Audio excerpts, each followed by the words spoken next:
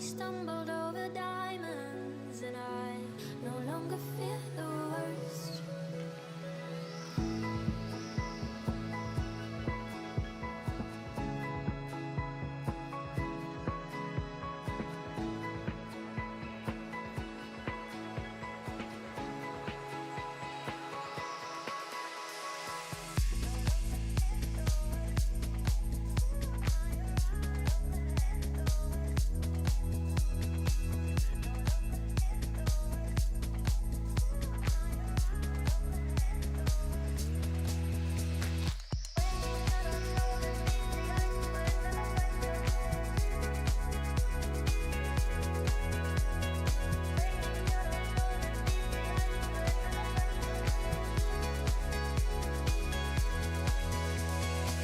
I used to view you as a mountain that I couldn't climb but first.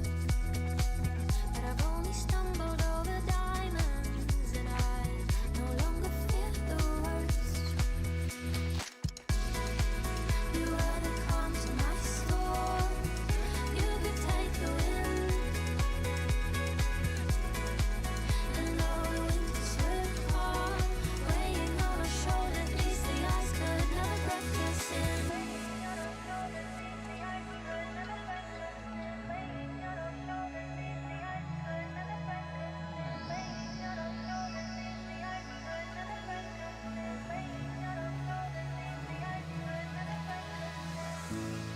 You were my horizon that I didn't see at first.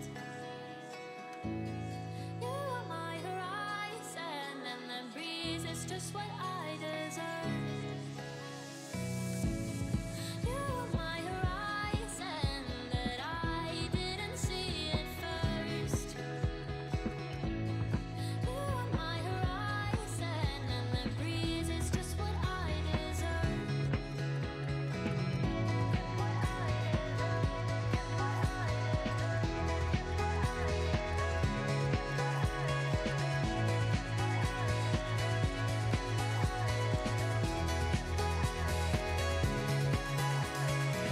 I used to view you as a mountain that I couldn't climb but first. But I've only stumbled over diamonds, and I no longer fear the worst.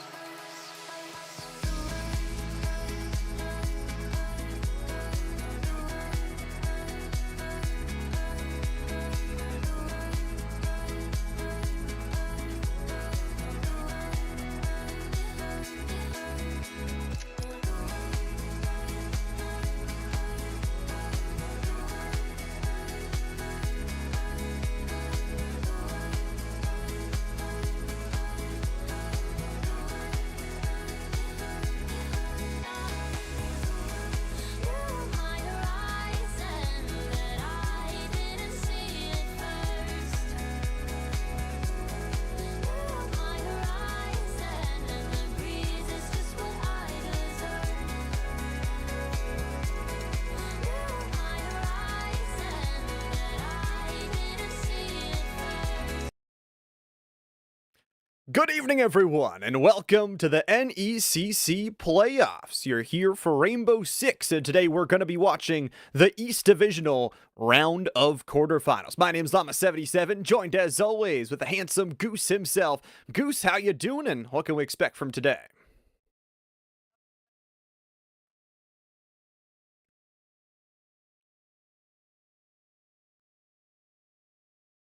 It's like Goose having some issues with his microphone, just trying to get that all worked out as we figure out the technical difficulties in the back end. But as Goose was going to say, it's exciting stuff here for some playoff Rainbow Six. NECC has got all the coverage here and all of the fun stuff for all of our different game titles. I know we've got Rocket League going on in our main channel. We've got Rainbow Six here today, and then throughout the next couple of weeks covering all of our different titles, especially with those grand finals in just a few short weeks as well in the first week of December. Still trying to get things figured out in the back end for him. No, just kidding. Didn't get him working quite yet, and with that, obviously, not only has technology taken a beating, but also your eyes out there take a beating. Gamers, you gotta watch out, because that blue light, it is killer, and it's coming for you! So you gotta be careful, and you know what you can do to protect yourself is purchase some Buy Blue Light glasses, the official glasses of NECC. You can go to BYEBluelight.com to purchase some today, and support the NECC and collegiate competition in the process. So let's move on to map bans on what we've got for today. 7 in all on our lower third, as you can see down there. We'll be starting on Skyscraper, heading over to Clubhouse as number 2, and then if necessary, Nighthaven Labs waits as the third in the best of 3. A 2-0 will move you on into the playoffs. 0-2 will eliminate you. This is single elimination, high stakes here to try and get all the way to the finals. And for all of our East teams, it's quite interesting for Division 2. Actually, we had East A and East B.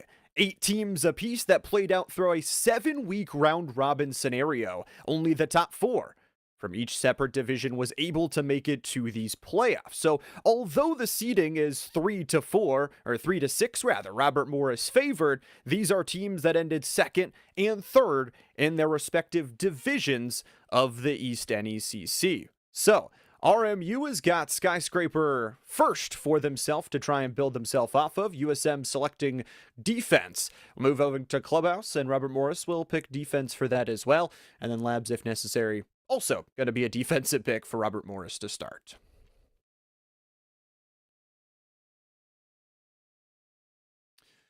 We are going to hop into game, though, I think, here at On the Horizon. Best of 3 ready to start. Let's hop right on in.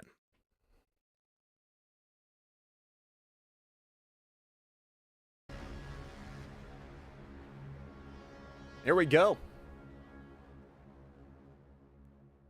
Headed to Skyscraper here for this first entrance quarterfinal matchup. We get into selections and bans here to start ourselves off. Obviously going to be rather important, and obviously looking at some of the other map pick and bans as well. Getting to see Southern Miss take off Bank, Lair, and Border, while RMU, their first ban was actually Chalet, while Consulate and Cafe taking off the board as well. Cade, Maverick, bye-bye. No super surprises?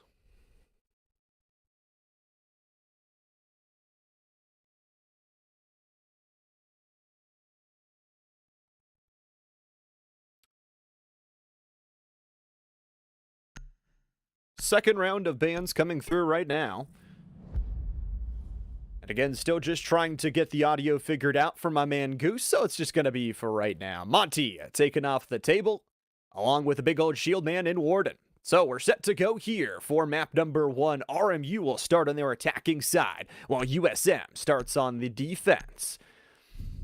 Azami gonna be selected early by Squeegee. I like that. Give yourself a little bit of control and a little bit of spice with everything nice. Shout out to our behind-the-scenes team and Time to Light and Rennie, giving us all the overhead views and working out all of the difficulties.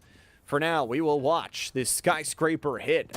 I'm excited to see this USM team because there's someone who, although, again, is the number 6 seed technically in the playoffs, they were able to go 4-3. You don't think that's super special, but then you look at when the 4 wins were. 4 straight wins to end out the regular season. From week 4 to week 7, they have been flawless, and they look to continue that hot streak right here, right now. Barricading themselves up nicely here, and Tachanka, going to be interesting for Hunter. Along with the Azami, gives them a lot of variability. For Gable and the rest of the crew, they'll slow things down. The outside look from Zen. A lot of wraparound play available here for RMU. Instead, it's going to be some early droning to garner some intel.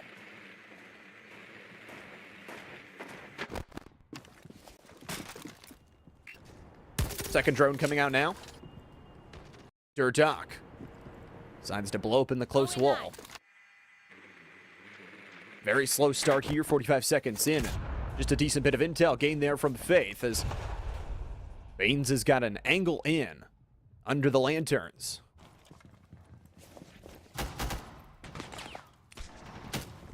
Long look there. USM just sort of playing on their haunches as Baines is going to look across this one. With already space inside, RMU has got a minute 45 left to play with. Long nade coming in. 3 of them left to go for Faith. They've got a ton of space here, but eventually they're going to need to make the execute. Good catch there. The damage is good enough to take Cable down and gets the finish. Baines is good for 1. Azami's setup is good. But now Squeegee has to take some more space. RMU slow and methodical here. Just going to try and destroy these extra coverages. There's a little bit of extra damage dealt. Across the pots, Faith gets another. 2 players down for USM. And they are just getting slowly closed in on. Flash goes out, bomb site's located, and Mayo gets a huge take back onto Zen. That's going to cut down a lot of the entry potential now, and it feels like on a timer, 45 left to go. USM, is the defense enough here as the floorboards are cracked open? The set down to the edge as Baines is sent to the floor. Nitro Cell gets nothing as this should be a 3v3. We'll have to see where they can go from it. Chris, Hunter, Mayo have to do it all here, and by the time they get there, the defuse kit needs to go down very soon. This round is looking dire. A follow-up trade through the wall available with 15 seconds now to go. You're not going to get the kills. You've got to send it here, RMU. Through the high ground peak. It's no good. And they're down to single digits. Diffuser is there. Faith gets another. And we're going into the post plant. A 3v2. You need a really good opportunity here. Not a whole lot of information. He does see Buffalo. Faith with a quick trade. It's now a 1v2. All he knows is the player over by cross. He knows that there's somebody top black, but he cannot get it. It's Faith to finish it off. It's the attack, winning off the very first round. A slow and methodic push here from RMU as they inch their way in, they take their kills where they need, and just barely in the nick of time with 10 seconds to go get that diffuser planted. So good to have you back, Goose, and a fun first round here on Skyscraper. Already going into this, I think the perspective is that RMU is favored. Some of us in the production staff are saying a 2-0. I think we could potentially get 3 maps, but going in, especially Skyscraper map, they just played in CR6, and they not only won on, but had quite a bit of success on. So it is going to be expected for them to have a lot of pressure here. This is going to be a map that USM is going to be quite uncomfortable on. But again, I really just liked on how good RMU was taking space in that very first round. If they can continue to apply pressure, but more importantly, if USM can just allow them to apply that pressure without any counter pressure, then it's going to be a very difficult Skyscraper here to start things off. The Colonials inching their way in and just proving that they can play it slow. And not too much of a change-up for themselves. The Buck is going to swap over, but other than that, still a lot of entrance places. And Squeegee is going to be the big swap for me, swapping over to that Valkyrie, giving them some more information, rather than trying to play a little bit safer with those Azami barriers. So, round number 2 set to go here. RMU, what do they got for their attacking side?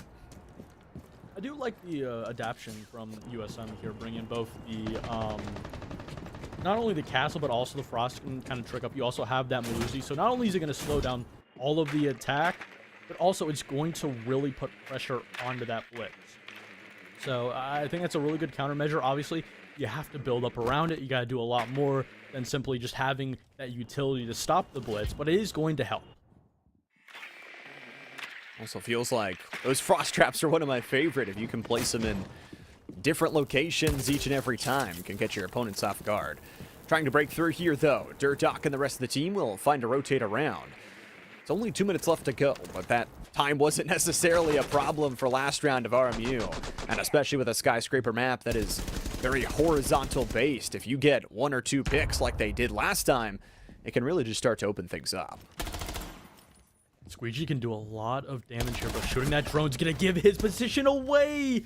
Even with the better swing, Zen only half of his health taken off the board, but he is going to get a kill with it. That is an absolutely huge opening pick, and on top of that, RMU has a player, a defender, that being Hunter, upstairs completely isolated, no teammate around him. This is going to be absolutely free for RMU if they can just do it in a timely fashion. 5 operators left for the Colonials as they try and send their way in, and Hunt is in somewhat of an awkward spot here. A crossfire built up outside of the doorway, and eventually that castle wall will be falling down. 60 seconds left to go. Nice shot through the wall. What a prediction from Mayo. Hearing the audio cue, jumping through, going for a huge kill. Another one for Hunter, and everything's completely turned on its side as this RMU going into this execution in a 3v4 deficit. Grim trying to get the job done here from Zen. Not a lot of health to work with, and Cable slowly eating it away. The Bees eating the health bar alive as the shots upward, delay it, and Chris finds one from the bathtub. Cable finds another headshot, and this round seems to all but be over. A long shot from Cable will do the dirty work, and RMU, no back-to-back for them. Had a very great start. They isolated that player over by Barbecue, where they were able to deal with him under a minute. And then what looked like a isolated player on that extension inside of Party, that castle, completely alone. Not only did the entirety of RMU think that, we also thought that, but there was also a player inside of Dragon in his support. And to be fair, he was so completely disconnected from that castle, not only in his position of quite a distance away from his teammate, but even those castle barricades blocking him out. So if he didn't get that wall bang onto the blitz that was making his way inside the building, then that castle is completely dead, and then you can isolate that other player. But because he got that kill all the way from Dragon, that completely stunted that push on that top floor, and then they had no idea who was there, and then Castle was able to work off of that surprise factor, and then just going to the bomb site, they had no idea of the positioning. They didn't know the guy was inside of bathtub, and a phenomenal 3-man crossfire from the defense to get their very first round. 5 seconds to insertion. It's all tied up 1-1, and Squeegee is going to swap back to the Azami, once again going away from a little bit more defensive and finding themselves into a pivotable barrier operator that can provide some different slices in towards the map. Here for Zen, though, is going to head up here to the top floor, and with an angle with the rest of their team, you wonder where this hit is going to come, especially, again, missing the Cade on the other side of things. It'll be quite interesting to watch what Zen does with this Grim sort of all day long. Yeah, first trying to work the single wall. That pocket EMP is going to go out and deal with that in timely fashion. And I really like on how much space this attack is already taking. It's honestly very forefrontward. They're not just seeing what's in front of them. They're trying to take multiple points of the map. So they're also, in translation, able to apply pressure on multiple sides of the map. And it just makes playing this map for the defense an absolute headache, and there really isn't, as of now, a great roam or an extension from USM to really deal with this. There is Squeegee, you also have Mayo inside of Top Dragon, but I mean, there's no direct position onto them, and they can be quickly dealt with just a little bit of utility. Urdock is going to be the first to go down, though, as Hunter finds their way through. Again, those frost traps make things interesting as well, and Mayo's gonna catch a second. All of a sudden, solo performances breed a +2 in favor of USM. And still with Squeegee in such a good spot to deal with this on a rotary. You wonder if Zen could go forward and take down. Yes, it looks like the takedown fully there. You check your corners. Oh, go with the utility. Mayo sends a headshot and a double kill to the books. You just cannot be mistiming that. Buffalo also so low in health. Zen, essentially, their only winning factor. Hunter popping his head up is going to help that factor a lot. Mayo, just have a couple more inches. Your life is going to be down, and that's exactly what Buffalo does. A minute on the board. Sure, it is a 2v2, but the defense, they have all the control and all the health to work with. Buffalo, all it takes, though, is one shot to rip them from the life realm and send them knocking down. Zen still looking here, of course. With longer scopes, Cable, that one bullet will connect to the body. And now it's a 2v1. This gets tougher with 30 seconds left to go, as Zen is just waiting for the timing and takes a couple of chip shots in the cross range. still has ways to break this open. But again, you really just need to find ways to isolate it. Those bees are eating it alive, cutting down the space. But again, I just don't think it matters. Zen finds the triple. Or does it? It's all down to this 1v1. Doesn't have Case in his pocket. He has a good idea where he is. A couple of mistimed shots. It doesn't matter, though. Chris with the DMR on his hip. That's all he needs. Finishing out the round and getting the lead for his team. 2 rounds in a row now for the defense. That was lovely. I mean, although Zen brought some heroics there, 3 kills on the round in total. It was the control that they had early on. They got those first 2 isolated kills, and then even though the Azami was cleared out, I think you're kind of okay with that. You traded that for information on where everyone else was, and man, USM really good here through these first 3 rounds. Azami and Ying taken off the board. Yeah, it's a really good start off for RMU, but then USM, they kind of just settling into their boots, which in this case is a Sky defense. Which again, if you don't watch Siege, if you're not familiar, for all tiers, whether it's collegiate or if you're going all the way to a pro league, a 4-2 split is the norm. So it is a very defender-sided map. So USM, they are in a position where they should be able to consistently lock down these rounds.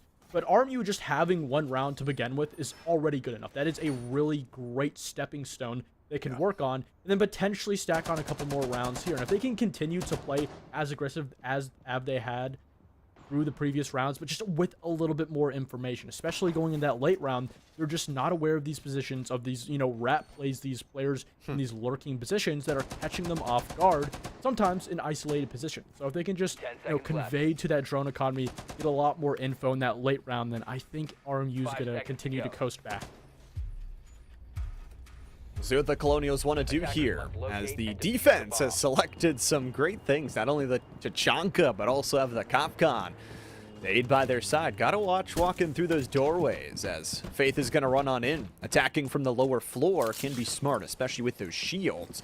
But Durdok has been cut down early in a few of these rounds. The only player other than Squeegee yet to find a kill in the first 2. Already. I'm really loving this start from RU. They're not trying to go right into the building, play aggressive in the faces of USM. While that is their game plan, they're using these drones. They're using the info as a building block to support them. And then on top of that, they have technically 2 shield operators. Obviously, Blackbeard, that mainstay. Buffalo on the Osa. Not exactly a shield per se, but does have that shield in her pocket that she is able to use. Nonetheless, 2 great operators to apply pressure. They're just trying to make sure that nobody is over here where Cable is in a supporting position. As of now, he's completely alone, completely isolated. He's going to be able to fall back relatively quickly. Squeegee is once again such a power point. Able to roam around just a little bit, and those Kapkan traps, you pretty much already have your utilities set, so you're not super worried about being the first to die. For Zen, they've been killer so far, and they'll be killer again. Squeegee, no longer on rotary position. They'll be in the graveyard. 5-4 lead RMU. Oh, Cable just missing the feet of that buck, and because of that, he's going to be able to start to do some of that work down below, just trying to help Zen get this single wall inside of Geisha open. He's going to shoot that bandit. It's going to do that damage. Cable was trying to find that buck, wasn't aware of Durdok, and that because of that, you're in a 3v5, a minute on the board. Sure, you don't have an avenue onto the bomb site, but you have a healthy man count to set you up for that connection. You wonder about the health bars. Mayo's going to start sending in. Of course, has the Fenrir traps to get going and maybe cause some confusion. Breaking open those floorboards again is Buck's specialty, and now you've got to watch from 2 different directions. However, the timing once again will be interesting to watch. Faith is going to get caught by one of those traps as well. The Nightmare encompassing the vision for right now as 40 seconds are left to go. Zen is the only one that's a little bit injured, but other than that, I mean, this could be a really good follow-up. There's only 3 players here, make that 4 on the other side for RMU. Mayo's been hitting headshots, but they need more. Yeah, really good fires there. It's going to block out the diffuser from going down, and they're going to have to rotate this ace if they want any chance to try and get that case down. 15 seconds. Gotta go at some point, and Zen has got a really good angle on the crossfire, but doesn't matter. Chris gets the first takedown. Diffuser coming, and the long shot here from Hunter deals the damage and makes it a 3v2. Long range to the right side, cut down from Zen, who earns the headshot on a double kill is Zen. And now Mayo needs a 1v3 in their favor. And the positioning is so dire that Durdock puts them down via a skull shot. I mean, yeah, there you go.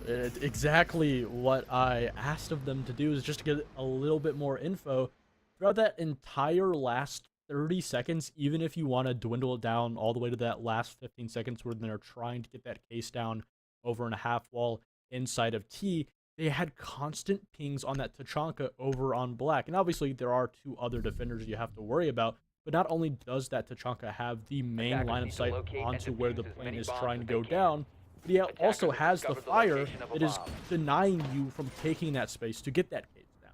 So the fact that they had not only information, but on the most crucial defender they needed the information on, they were able to not only time that push so he wasn't able to shoot the fires in time, but also move around him so he wasn't able to just play that long angle with that LMG and shut them down. It's a really great example of not only having that information, but using it to position yourself in a late round exit.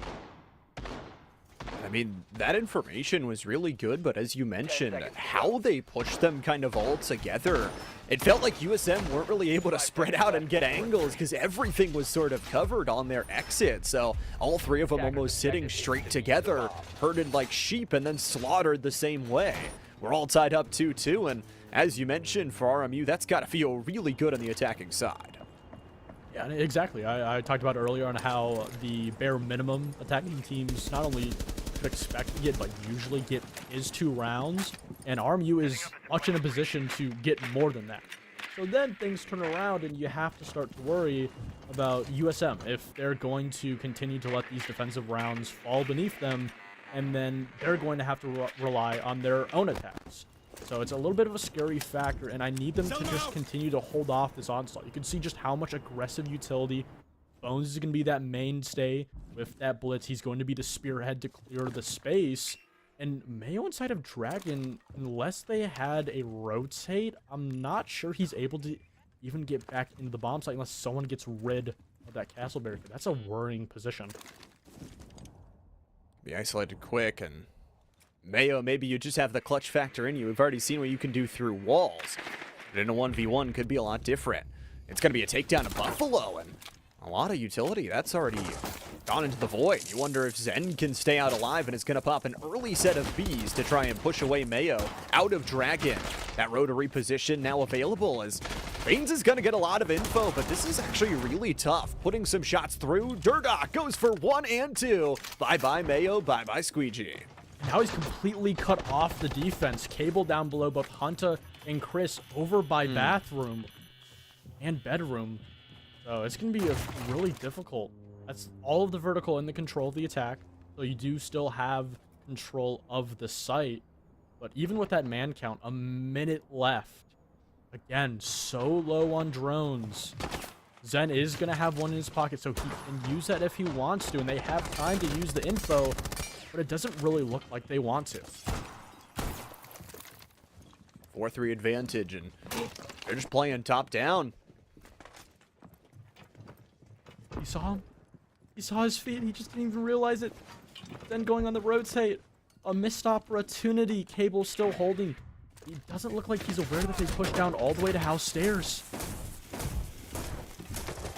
And this is where the duel comes. The information goes out the window, and Cable has to go big here. There's the first big headshot. How much longer can you hold this window? The broken look, the eyesight through multiple different walls here as Cable rocks out the shotgun.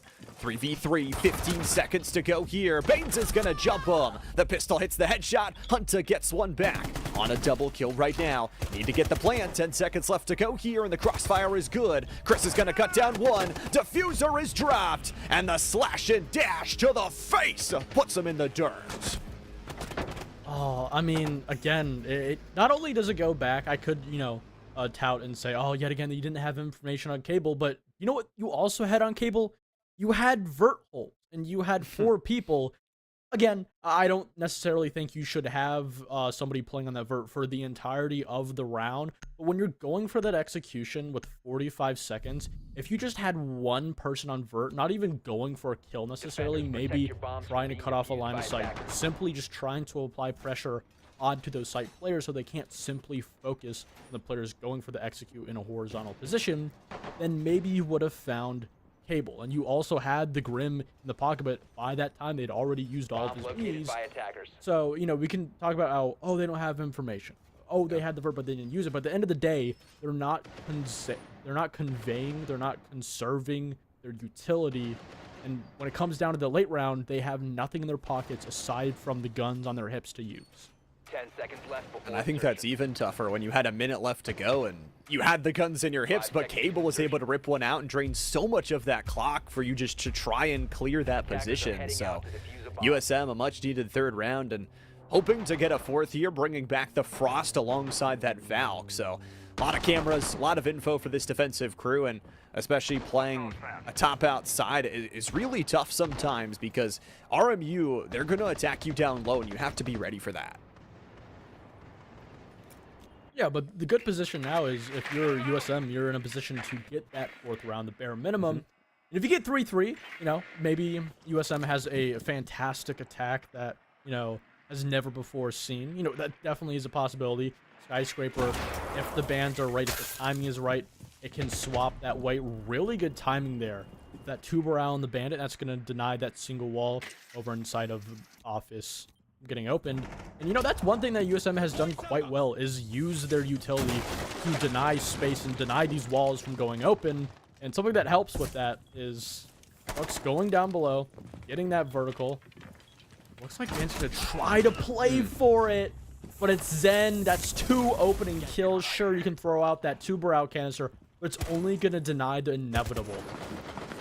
And Mayo's going looking here. I mean, unfortunately, if Mayo doesn't get back alive, the question remains, do the other 2 positions just straight up fall?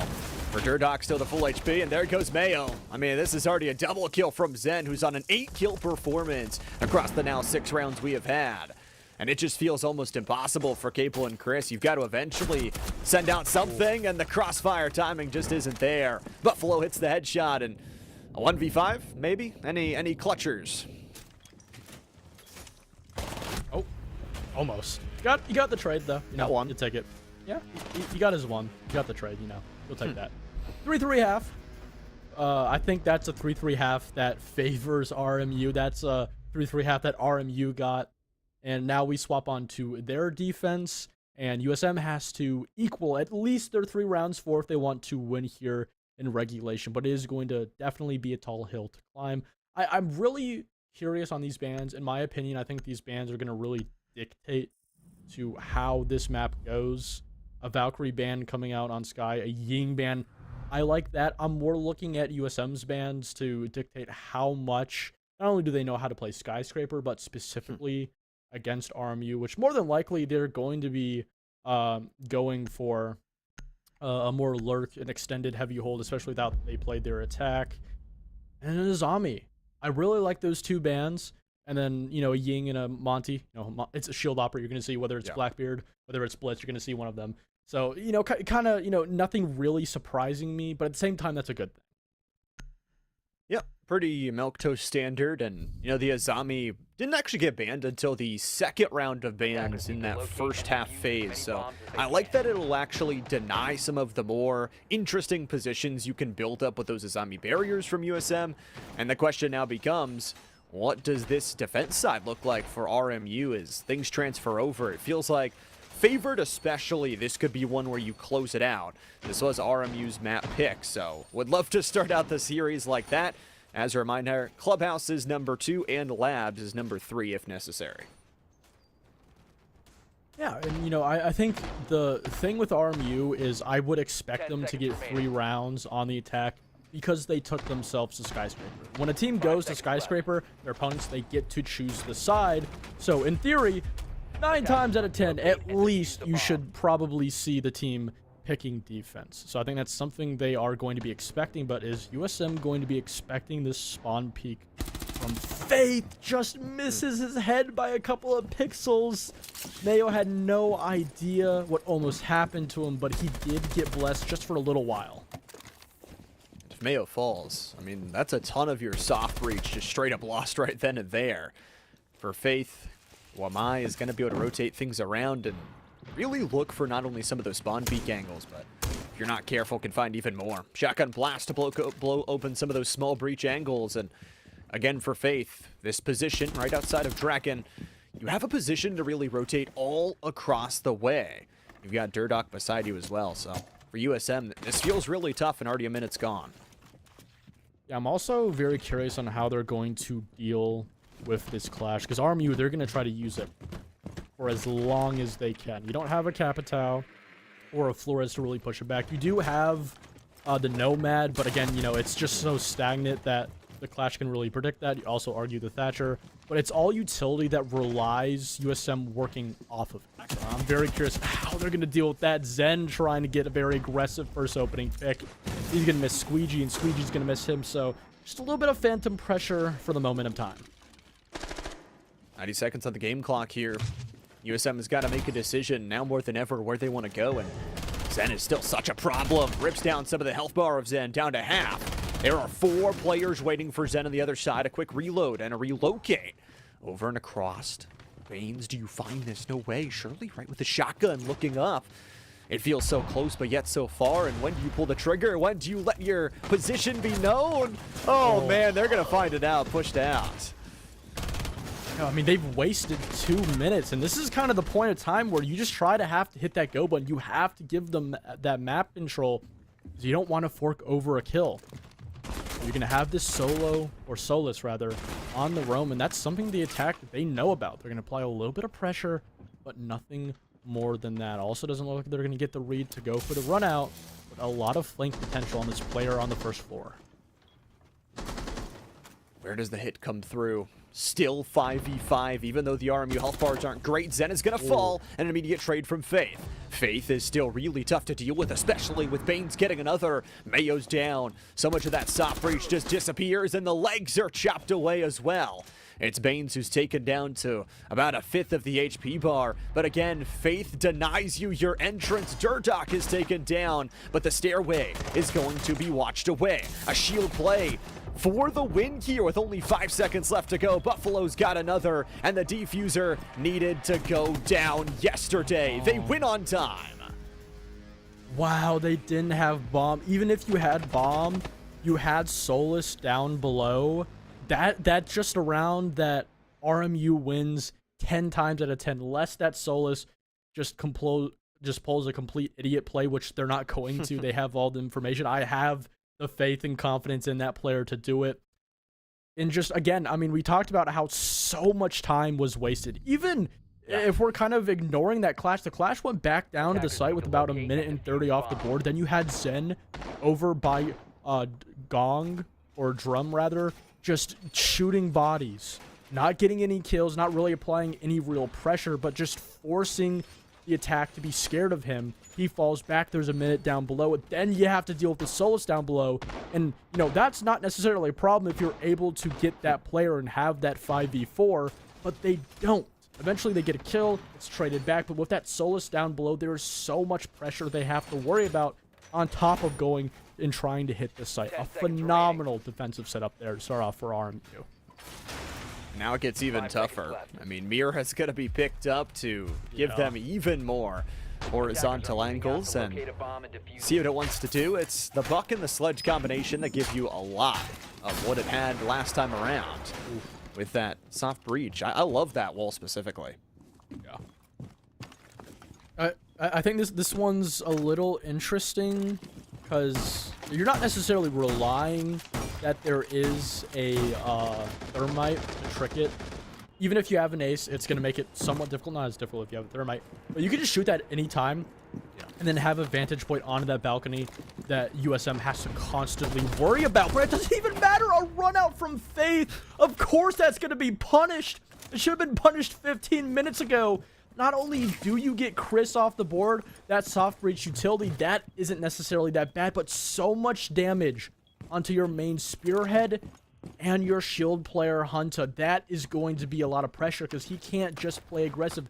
He has to play very conservative because he's just at 3 bars of health. Ugh. And you talk about someone like Hunter as well, that not only has been providing spearhead entrances, but those kills as well, 9, 4, and 5. An incredible scoreline to have, especially in round number 8. With more time burned off the board, Squeegee's in a good position at least, but it feels like this long range might be able to punish something on the other side. However, it feels like RMU in no real scared scenario. They're playing their patience, they're playing for info, and already half the time's gone. Yeah, and there's no real pressure onto the bomb site. So there's no real worry, and it's actually the defense that's applying pressure to USM, and they're not necessarily reacting good, but yet again, it's Hunter with a kill, gonna be taking another player off the board, and that sets up a 5v, or a 4v3 rather, going to this execution. A lot of time to work with. You still have the bomb, you apply pressure onto that mirror down below, and essentially a 4v2 on bomb site if they can take advantage of it. Gotta be quick though. Again, that time is not on their side in either of the health bars, although Zen, Baines, and their third all pretty tripped up as well. For Hunter, it's gotta be perfect. We'll start with a nade trying to clear out the back of sight. Still with those walls, it makes it quite interesting as well, as the stairway control is going to be gained. You've got to go, again, relatively quick here, or else it could fall on your face. You're aware that there might be somebody on house stairs, but they're not fully 100%. They don't have any more information. They don't have drones to get information. You're going to have to go into this blind, but are they aware of Buffalo on that little lurk place? But it doesn't matter because Zen gets the first one. That's your shield player down. And it's just 15 seconds now. I mean, Buffalo is still in a phenomenal spot here to shut everything down, and they're just not clearing it! Oh, Buffalo rips them to shreds as Zen eats them alive with an extra double kill. It is patience that pays off once again for the Colonials. And, you know, if USM ended up winning that round, I was going to give them a lot of praise. They did a fantastic job of dealing with that extension over by drums. And because of that, because honestly, a round that fell right through their hands, a round that I think they should have had a 4v3 on site. If they acted in due time, if they had a little bit more information, it would have been an easy 4v2. They just weren't aware that the player was going up the house stairs. They weren't aware of Castle behind that showcase. Because of all of that lack of information, they wasted 45 seconds just hoping somebody swung them. But it was RMU who read that perfectly and understood that if we just hold our positions, if we hold these crossfires, they have to come to us. And USM taking a timeout, trying to talk things over because they understand that there is almost no room for mistakes. RMU just 2 rounds away from winning the very first map. And on an attack skyscraper against a very hardened defense, it is going to be a very tall mountain to climb. They'll get the timeout and they'll get to talk it over here. 1 round away from another set of bans coming through. And I think as well, there were a lot of assumptions there. You talk about the assumption that someone was going to swing you. You talk about the assumption that Buffalo wasn't actually there because they didn't shoot any bullets on that first set of engagements. And it just sort of falls apart for RMU looking flawless so far. I mean, this is 3 rounds in a row that have gone unanswered from USM. And they've got to answer now more than ever. This thing could fall out of control quickly. And that's the good thing. As soon as you get 1 round, preferably here, let me rephrase that. If you can get the round here, then you stun a lot of that momentum. But as soon as RMU gets just this 1 round, as soon as they get that 6 round count, even if it's a 6-4, even if they win here and they go on to get that 6-4, it's such a dangerous mental head for USM.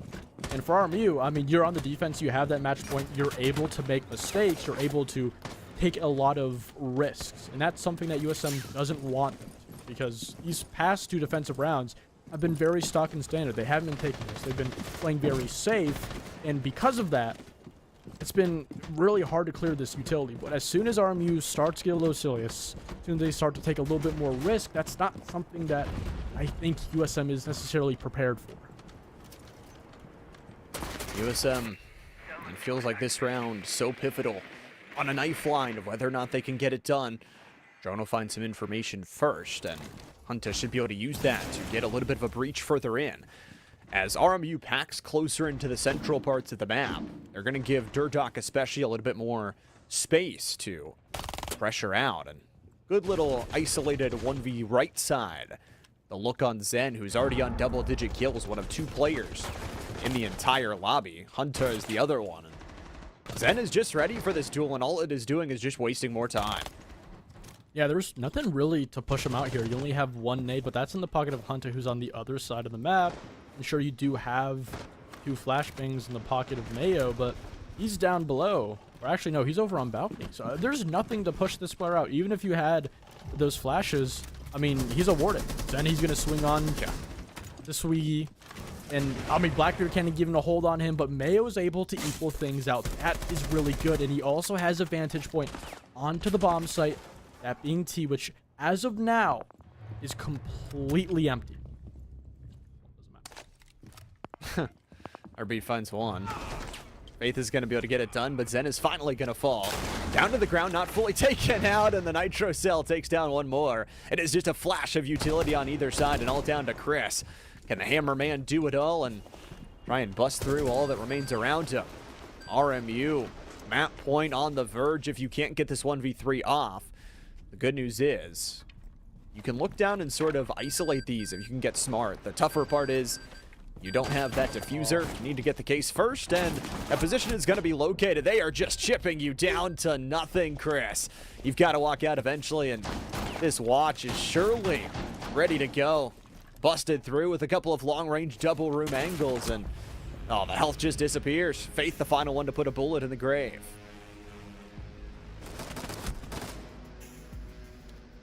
6 rounds. More importantly, 3 rounds ahead of USM. Not only are RMU able to get 3 back-to-back-to-back rounds, but now USM has to do exactly what they did on the harder half against a very good defense. And that's something that I've been building up throughout the entirety here, is that not only is USM just struggling on a map that is very hard to attack, but RMU is also putting up a very solid, nearly impeccable defense here. Hopefully they can ban an operator to make it just a little bit easy. Mirror's gonna be taken off the board, but in turn, you get that main spearhead with the Blackbeard. In my opinion, so far the only factor that has gun control, that's gotten any momentum for USM on this attack. Now they have to try and find something to replace it. Now, the good thing is you still do have a Monty and a Blitz. I don't think Monty is the playstyle, especially for how isolated they play. So you're not going to be wanting to move that fast.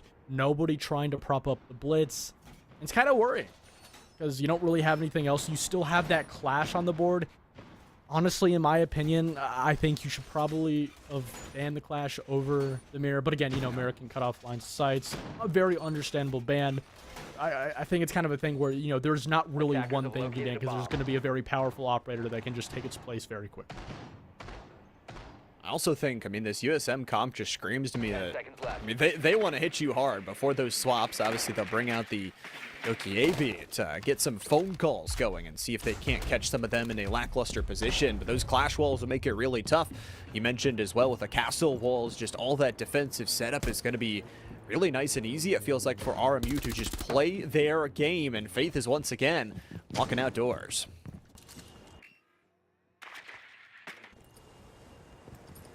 Going in this round, I think it's kind of a thing where USM can say that we can play free.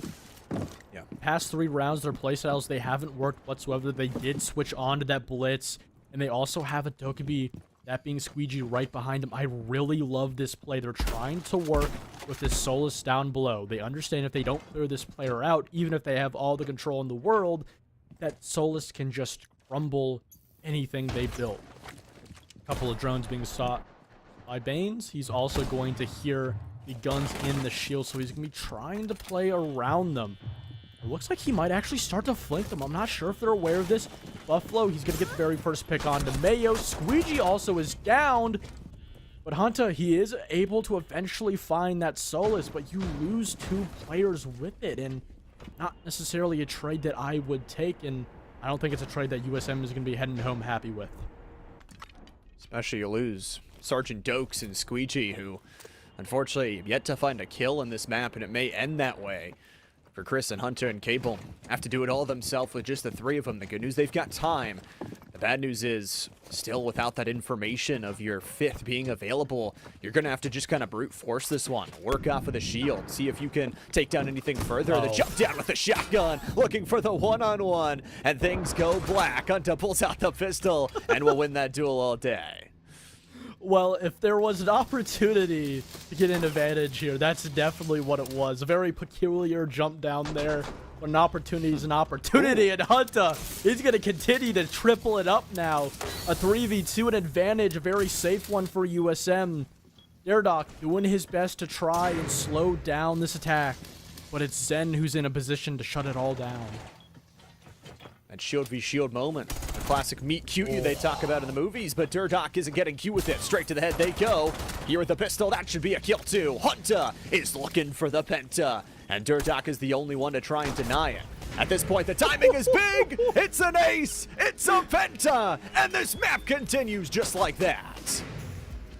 I talked about how with the Blackbeard off the board, the main spearhead, the main factor of success, but you still had the player behind it, Hunter, in the lobby, and he's going to push his team just one more round forward, 2 rounds away from potentially sending us into overtime. It is definitely still in the realm of possibility, while unlikely.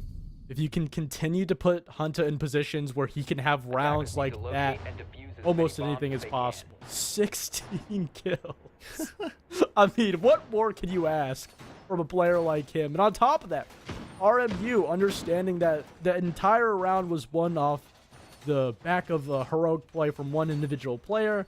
So because of that, they're saying to themselves that we can take ourselves back to the exact same bomb site, change quite a bit up. Hopefully we can try and play around, because Blitz is going to continue to be in the hands of Hunter. And if you just watched last round, that's a very scary factor. Hunter being able to get the job done, and a couple of late swaps here. The gridlock picked up by Squeegee, along with the Hammerman and Ukiabe on the other side as well for some information. So not too bad overall for USM. Just have to watch from some of those walkouts. Again, the Lamai from Faith has all that option to go super fast, walk outside on you, and if you're not careful, losing an early player can scream the end. But it looks like Mayo has it covered this time. Yeah, and I really like that they've put Baines on that Warden. More than likely, he's going to be that player that's going to be playing aggressive away from the bomb site. So hopefully he can try and not only apply pressure, but maybe deal with Hunter a little bit earlier on. Mayo reading this position at top shrine perfectly. Understanding that there is a player here, but there is no bait for that Wamai to take. So he's just going to simply fall off. Derdock is going to hear a lot of the pressure that the attack is trying to clear over on the opposite side of the bomb site. Nobody roaming in this position aside from this hold over by Dragon, by the Clash. There isn't any real other pressure. Nothing really for USM to work with. They're going to continue to stare at this Clash. Nothing to really deal with him just yet. But, I mean, he's not playing here to get a kill. He's just playing here to draw the attention away, waste as much time as possible. It's Zen who you need to look at. Who's going to be the real main threat. And Zen has been a threat so many times already throughout our short best of 3 series, 13-7. No assists to tell the tale for, but every single time it always seems like they're getting one. Faith also has that crossfire angle, which makes things tough to try and clear out Zen head on. And Derdock has got the other side. A couple of zippy zaps. Chris is going to try and work their way forward off of the minimal health lost. And with this 5v5, just the pistol is not getting anything. Yeah, Hunter trying to make his way into drums, trying to pre-fire Zen, but he's just not able to time it right. They need somebody else to help him. James is down below. He could potentially play spoiler, but I mean, there's no real direct path here for USM to clear this position over by this iron curtain. But Hunter, he's able to find one. He puts the shield up quick enough so Zen isn't able to take his head off. And that's a really strong opening, but they're not able to get any ground off of it.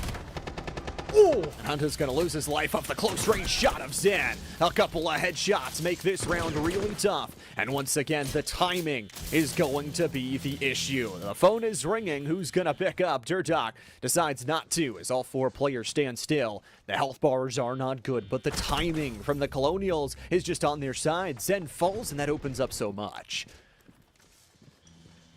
Yeah, they know where this Clash is. Buffalo, so low on health, so if you can get this positioning right, this is a very good chance for USM to just get one more round.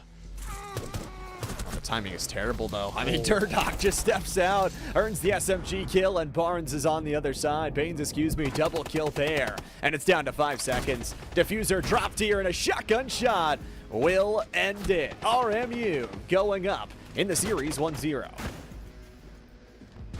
Yeah, very good effort there in those last 2 rounds, but it just wasn't enough for that defense. I think the main thing for RMU is they perfectly understood when to play passive, when they didn't need to try and force those gunfights, and when USM was stalled. And they were stalled quite a bit, not only by the utility of that defense, but more importantly, that Clash being such a difficult entity to not only deal with, but they never were able to find a solution for it as they fall on the first map. I mean, it was tough. It was so much of that time loss, too. You felt like, okay, do we deal with the clash? And if we don't, all of a sudden there's going to be a flank coming on our backside. Or do we deal with the clash and then waste a minute and a half trying to get actually in the site and then never actually get there? Some heroics from Hunta throughout the back half of that map, but eventually it was not enough. RMU gets their map pick and move to 1-0 in the series. It's a double elimination playoff, so not the end of the world if you lose this first round, but would always love an easier one. And you know what? USM has been a team that's been heating up, as we said. They've won 4 straight regular season matches, and they're on a pretty good hot streak. Yeah, I think we can expect a lot more going on in Clubhouse. This is, their map pick, so you should expect, a lot more from them. But again, it's going to be a very uphill battle. It's going to be an uphill battle. We've got Oklahoma Christian and Old Miss on Rocket League on our mainstream as well as we get prepped and ready to go for map number 2. We're headed to Clubhouse here in the NECC playoffs. Don't go too far. We'll be right back.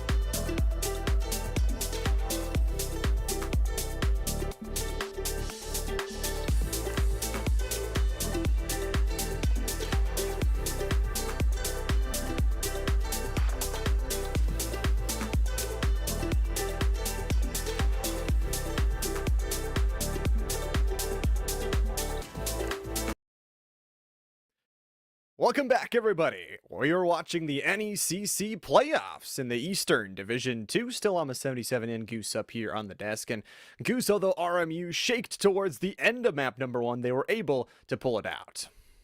Yeah, now we go to the stock and standard of not only Siege, but Collegiate Siege at that clubhouse. Yet again, I think this is a very exciting map pool. It's a very fun map pool, in my opinion. And going on to this, again, it just comes down to the utility, not only for RMU, but for both teams had difficulties, especially on their attack, just kind of conserving that info, conserving all of their utility going in that latter half of the round. That's something that not only we should look for them to fix, but a map like Clubhouse, it is a lot easier to do that.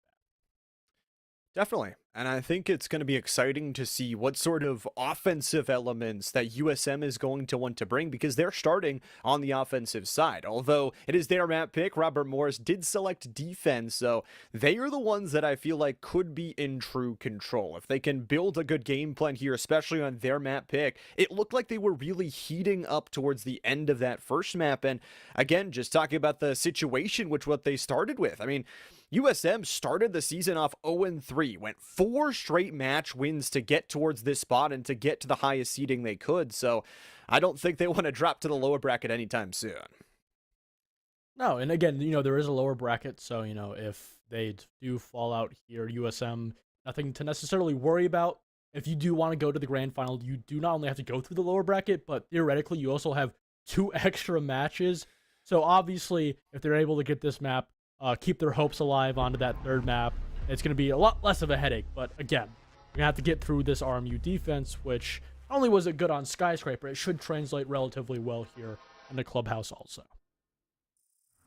And as a reminder, we'll also be covering the grand finals for Rainbow Six. That one will be on December 3rd, teams to be decided. So make sure you're tuning in for that one. And all of our stuff today would not be possible without our amazing sponsors. If you guys love some legendary snacks, we'll make sure to go check out Wenzel Farms, legendary Wisconsin meat stick since 1977. It goes great with gaming, and it's the perfect snack for your in-between rounds. A thermite and a castle off the board. You don't necessarily see a castle being taken. Sometimes you'll see him as that third ban in the zombie. That's very stock and that's something you should expect. But I really like that castle. It is a really good read. I think a lot of collegiate teams like to use castles specifically on Clubhouse to make that top floor specifically. Maybe you could say the CCTV bomb site, just to completely disconnect it, make it a lot more of a headache for attacking teams to try and clear it. And it does waste quite a bit of time. So a little bit of utility to make, just clearing that off position away from the site just a little bit quicker, which I think for USM is going to be something that's going to benefit them quite a bit, because that's something they did struggle with in Skyscraper. I agree. I mean, it makes the job easier, and on the other side, getting rid of the thermite, I think, pretty standard as well. Just a lot of that breach, that its ability to get through, and what it's able to punch through. It seems like almost anything these days, so it's going to be a lot of heavy attack towards it, and obviously for USM, they get to start out on the attacking side because RMU picked defense. But this is kind of USM throwing the gauntlet down, saying, you got your map win, we've got to try and get ours. Attackers are moving out to locate a bomb and defuse it. Yeah, and again, I think it is really just how both teams play around the utility. There isn't really anything taking that much off the board. Hunter already getting a lot of damage. I'm not even sure where he was actually. Oh, the softwall and CC. I guess they had a punch hole there. They shot him up a little bit. If you're now just joining us, Hunter, I think we could both agree was definitely the MVP of map 1, even though his team lost, ending with 17 kills in total in regulation, which is crazy. If it was overtime and he was close to that 20 mark, that's something, but just through 4 of his own wins, he's able to get 17 kills. If he can replicate this, that would be fantastic. But if you get a little bit more support from his teammates, that would be even better. Squeegee went killless in that first map, so definitely trying to improve their performance. He's got some hard breach charges set ready to go here and is going to double up on them on the reinforced wall. Little do they know, they've obviously got some nades to destroy any possible denials on the other side, and Squeegee's going to try and go big. Faith is going to die, and Squeegee's got their first kill of the match. All of a sudden, what that changes is it opens up a lot of these crossfires for the attacking side, and it feels like Zen is sort of isolated now. Yeah, he is going to have Durdock to come over and help him. He's going to shut down Squeegee for that trade. Hunter all alone. A C4 down below. But Hunt is able to move away just in time. Zen still inside of Cash, trying to hold this position for as long as possible. A defender down below, and he's completely isolated. The rest of his team away from this position. So he has to be very careful that he doesn't give his life away. Hunt is going to try and lead the charge again. His shield gives them so much space, but it's once again a time waster from RMU, down to 60 seconds left to go. Health bar is not phenomenal on either side. Zen, Mayo, Hunter all injured on this pre-plant position. With under 60 seconds as well, you just wonder with this Mira setup, even though Zen is isolated, it's that duo that could work out for a lot of damage. Yeah, they're just trying to hold here for as long as possible because USM, they don't exactly have a way into the bomb site. Zen with another, he's going to drop down. Hunter is going to catch him off. And somehow, for all of that, it's actually USM in a very comfortable now 3v1. It's just Buffalo alone. He's going to have to clutch if he wants to win the very first round for his team. Say it's just Buffalo. Buffalo's on ready to do a tearing. 3 players, 13 bullets, and can't even look right to find Mayo. A nice little crunch, and it's a great start for USM. I mean, that's honestly a round where I look at it, and, you know, there's like 40 seconds left on the clock. You haven't cleared that player inside of Cash. But what I really like they did there in that situation, they understood that if we don't clear this position inside of Cash, we lose the round. So they sacrifice a very ill-advised swing. Zen is able to get that. But because he took that first initial gunfight, it gave the opportunity for that Blackbeard top red stairs to kill him. So sure, you do lose that player, but it's an even trade, and you get control of that position. The player playing on the windows over by Highway was able to catch a couple of defenders off guard on that cross. So a really good round for USM. But at the same time, there was a lot of opportunities that were propped up in front of them that they were able to take advantage of. We've seen rounds previous where when they don't have those opportunities, they aren't able to find much else. You can't find much else, and you're only relying on the gunfight. Sometimes that can get dangerous for USM. Incredible start, though, winning that first round. Now they're going to swap things up quite a bit. And for Mayo, who was sort of the other half of that spearhead of the MVP duo from that losing map number 1, Hunter's going to be able to lead the charge here, but it seems like for Faith, they have an important position once again. Rocking the Clash. Obviously, the shields are going to give them a lot of information, just looking out and seeing where USM spawned at.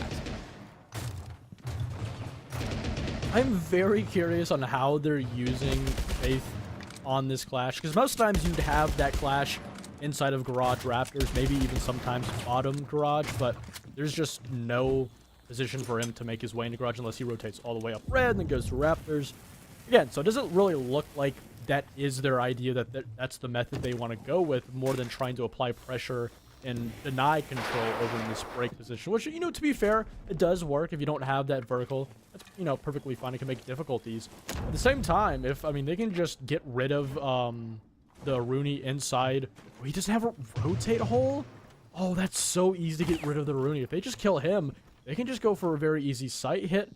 That Clash does not have a C4. You can rotate Zen all the way downstairs to play C4 below. But, I mean, this is a really good position that if USM just get info, it's a very easy round for them. Oof. Info is going to be the question, though. A little bit more fire. Why not? There goes Durdock via nade. Hunter already starting with a 2-kill performance and yet to suffer a death. Closing in is the opportunities here as Buffalo backs up where Faith is. Across from Cash, the long look here. Breaking through multiple rooms, and Buffalo's going to start that rotation. Squee is very aware of the position of Zen. He's going to run out. He has no choice with that flashbang. And it's a 2-man advantage for USM now going into this execution onto the bomb site. The wall. Toasted up, buttered away, and stepping outside, Squeegee says no to Buffalo. Already, it is a round that is very tough, and it continues as Hunter runs into the site, earns himself a double kill. And for Baines, well, your time is very limited with the health you have left to go. The shield is going to deny you first. Crossfire is there, and Chris souls the round. It's a 2-zip kill streak here for USM as they go back-to-back in round wins. I mean, honestly, I am so pleasantly surprised by these attacks from USM. They are so good. The entirety, or not the entirety, but most of that defense was being held by the Rooney playing completely solo. They had the break single door barricaded off. They had no rotate into CCTV. So that's a position where you're trying to draw as much attention. You're trying to play for your life to get as many kills and waste as much time as possible. And then you had the clash over first floor at the bottom top blue. Break also doing relatively the exact same thing, even though they could rotate upstairs. The entirety of that defense extension was relying on USM to attack those two positions, but instead they went for the complete opposite side of the map, played those windows on highway, went for that push into master bedroom, perfectly read the mute inside of bathroom, and moved around the positions of the defense. And that's why they were able to find so much success, which honestly is very great to see for them. This one is going to be a much different test, though, as we head down to the basement setup. It's RMU who are ready to go here. They've got basically everybody down there except Baines, who's going to be sort of walking around searching to hear if they can garner any early audio cues for USM. Longer spawn, but it's a good one to give themselves cross-site coverage. And for the selections, I like the Bees picked up once again. I think that chip damage, especially at a bottom side site, can really help you in the long run. Yeah, Hunter 3 kills in the first 3 rounds, or I guess you could say first 2. Baines upstairs roaming almost alone if it wasn't for Zen playing over inside a bar, and yet another player at top of the main stairs. So a very heavy extension on this roam. And there's a lot of work you can do here. You also have that Denari that's being brought, one of the newest operator, actually. Zen trying to catch that headshot. He thought it was a player, didn't know that there was a shield in front of it. And they're also going to shoot that fire pipe. So just for now, that's going to disallow Zen from rotating back. He's going to have to go all the way over to pool table.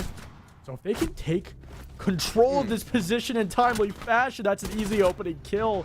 They do get it on to Zen, but he also trades Squeegee. So for now, it is very even, and you also have Baines on that top floor.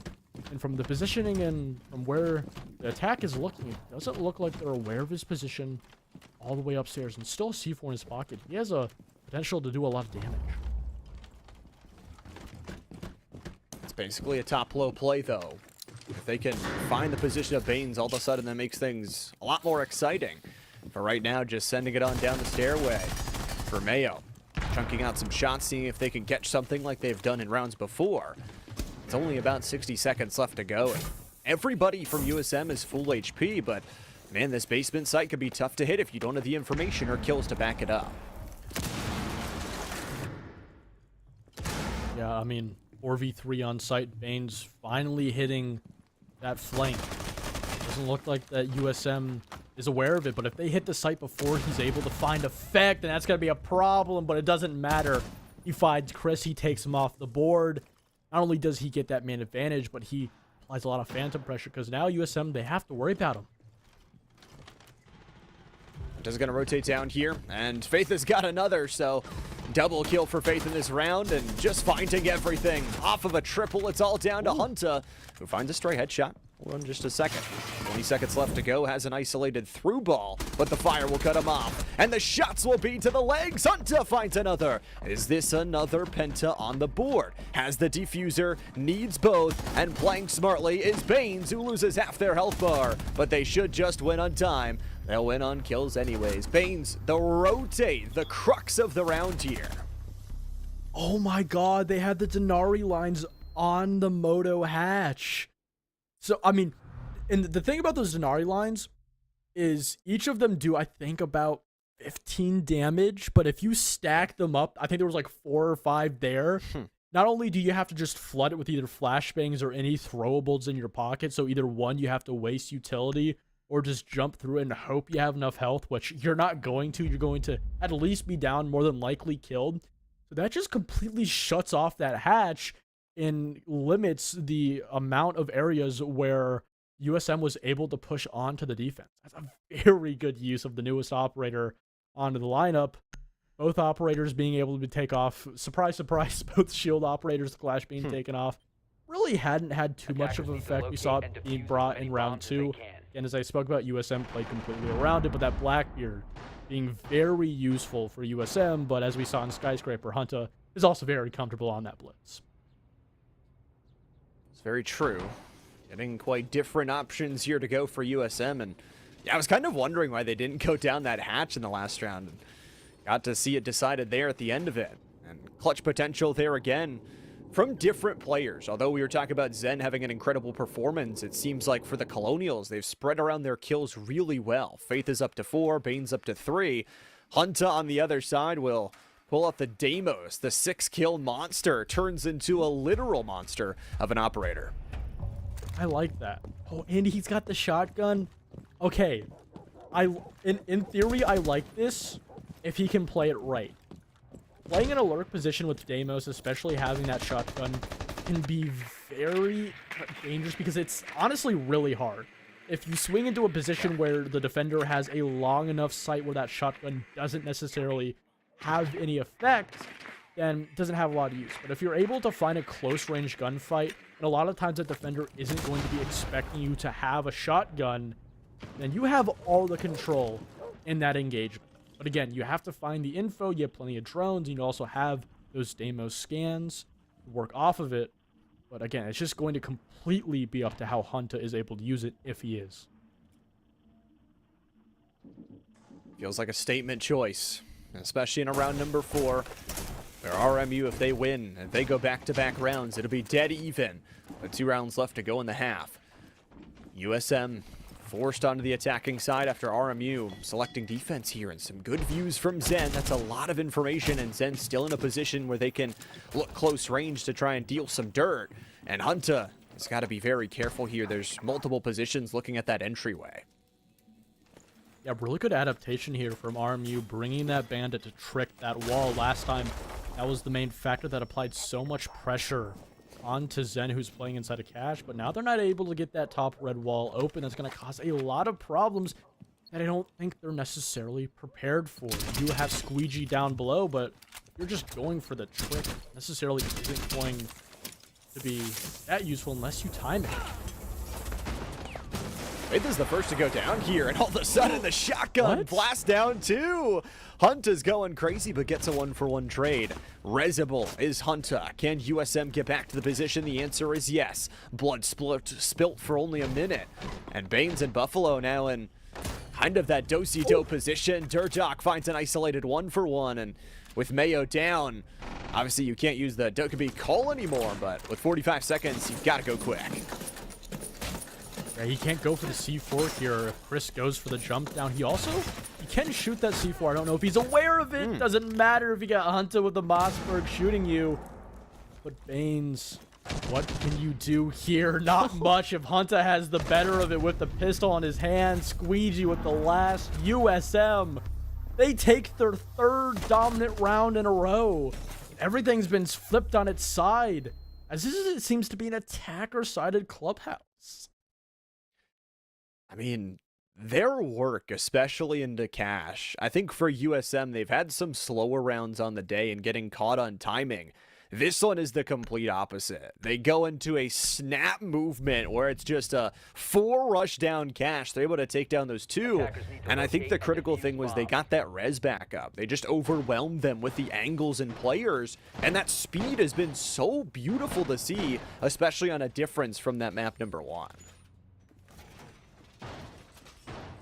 I mean, it honestly is beautiful. Yet again, bringing back the Stenari gave them quite a bit of success on round number 3 when they went for that basement defense. Again, it's just a lot of this utility, if brought, is fantastic, but it only works if you're able to put it in positions and then play around it. So far, they've been able to do that with the Denari, but with an Aruni, with that Clash, they weren't able to play around it almost at all. So I'm hoping that they can change up quite a bit, especially with how they were holding Raptors. I'm hoping they put a rotate on one of those single walls, so they don't have to just simply force USM to play, and they can play a little bit more flexible around the bomb site. And flexibility is ever important, especially for these two teams. You get locked into a position and things can end real quick. Garage is opened up here.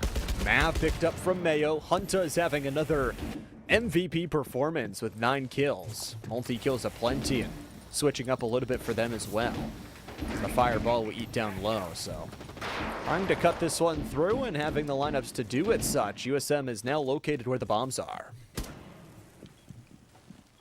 Yeah, last time around it did take them quite a bit of time to get that wall open, but they were able to eventually. Buffalo now playing down below the bomb set over by Break with that C4. That's something that I wanted them to do the round previous. Using these Arunis really good. Hunta on a really good cross here. Are they going to be aware of it? But more importantly, are they going to be aware of Squeegee? Duck, he just retreats into the bomb site just in time. They don't give him that opportunity, but Buffalo inside of bar could potentially play spoilers if he wants to go a flink up those main stairs, or if he wants to go for a C4 down below. But not a whole lot of info on the board for this defense. Doesn't necessarily seem lightweight. Early takedown for Baines, and Mayo a critical player to lose in this one. C4 in hand, ready to chuck it if need be. Faith is in such a good duo position as well. I mean, RMU, you talk about adaptability. Squeegee's gonna fall as well. And there goes an extra piece of your breach. You really need Cable to survive at this point. And you feel like for Chris, this angle has to be big, and eventually you're just going to have to send it. Trying to lay down those gridlock spikies to earn some damage, but it finds nothing, and a crossfire from outside the way, and Garage is going to be even tougher. I mean, how are you even supposed to exec this one with a minute left to go? Oh! Baines with a very nice one on to Chris. Just Cable and Hunta. In the 2v4, Cable hasn't been able to find one in this map so far. Hunta has 9 of his own. Can he make some more damage here? Can he make a miracle run? 30 seconds. Not a whole lot of time to work with. Not a whole lot of information to work with either. They have the diffuser. That's the good news, at least. Always a silver lining in things. And for Hunta, they are the silver lining. They must turn gold in this one as they look downwards. Their position is known. And a triple kill from Baines. Rips them to shreds. Cable loses the head to Zen. And it is a flawless round here from the Colonials. Yeah, I mean, a phenomenal start to, get that 3-3 half that they so need.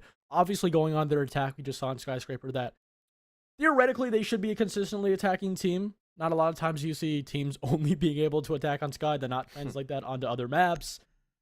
But, I mean, this attack from USM has been a pleasant surprise. There's a lot of adaptations. You saw just, overall, positioning aside, the entirety of RMU playing a lot more aggressive on that CCTV bomb site than the previous time they played. And because of it, USM wasn't able to get as much map control. It also didn't do a full push over on Master Bedroom side. And RMU overall just had a lot more control of the map based on the info being paired with that Valkyrie. And yet again, because you don't have that ban the very last round in this defensive half for RMU, they still have not only that Valkyrie in their pocket, but yet again, Baines with that info on his scanner. So there's so much with them, or so much for them to work with. And I think you add on top of that the Mira. Well, there it is again. That's that lineup we were talking about, just trying to get the replacements so there's no empty way to walk through it. And yeah, there you go. There's the setup, beautifully done. An extra bit of damage in case they drop through it. And that's going to deny a lot of top-down playability from USM, so they're going to have to find unique ways to get about it. So a lot of areas to shut down along with that Mira for USM. They've got to be critical and concise, and I think the player that needs to stay alive is Chris. Again, chip damage is a lot, especially with some of these lower sides. Yeah, and the answer for all this utility is not only Squeegee on that IQ, but more importantly, Mayo on the Twitch. Trying to figure out where this Cade Claw is, or if there's any Valkyrie cams. Nothing yet. There it is. I mean, again, you just call over Squeegee. They're making this a little bit too difficult on themselves. Mayo's drone's gone, and that Valkyrie cam is going to stay up for essentially the entirety of the round, and there's a lot of damage that they can do. But Mayo is going to be able to potentially do some damage. He's going to get default cam. Can he get some of these Denaris, and more importantly, get rid of that mirror wall? Just for now, no, but he is going to get that main Denari in the double wall, or double doorway, rather. And again, there's just so much utility. Not only is this defense so hardened from RNU, they have all the utility to back it up also. And some of the members of USM haven't even entered, and it's 90 seconds off the board, so trying to get rid of that utility first and foremost, and with the heartbeat scanner, nothing picked up so far. Finally, they'll locate where it is. Hunta's got a kill onto Buffalo, and Hunta could be the man. Double-digit kills in just 6 rounds so far. However, this look, especially outside of bar, looking top low, this is just action-packed with a huge set of defenders that are going to watch from these mirrors on the wall. And Baines, looks to be the smartest of them all with a shotgun. Yeah, they were able to get that mirror on the church wall. Hunter with another one. He's trying to swing Squeegee's going to cut him off. It's a 2v5. Bones trying to run up. It doesn't matter, though. It's a triple for Mayo, and it's Zen in a 1v5. He's going to have to do magic if he wants to get that even 3-3 half. 1-4. That's the count on the board right now. Zen has definitely done it before. Hunta's low. Defuse going down now. First trade there, and Zen's got it. It's via headshot and lose about half the HP, and now has to hit the reload. 31 bullets to work for. Isolate to this left side first, surely. 40 seconds on the diffuser. Time is now for Zen, who hasn't had a clutch moment quite yet here in this half, and won't have this one. Hunta earns themselves another multi-kill performance as the lay-down Luxie finds the kill. You know, 4-2 split on your attack. Now you get to fall down on your defense. You couldn't ask more if you're a USM. Good thing, though, for RMU's there. A lot of confidence behind their attack. I don't think they'll have as much to struggle as other teams will, but they're going to need to have confidence. They're going to need to have a strong attack because just 3 rounds on the board for USM on their defense, which is very likely, and they win. RMU, they need to beat. They need to match at least those 4 rounds. And again, I'm very curious on how these bans are going to go. Just from those first 2, the Cade and the Maverick, I think it's going to be very stock and standard. I'm expecting maybe a Cade or a Valkyrie. Oh, no, we already got a Cade up. Probably a Clash or a Valkyrie.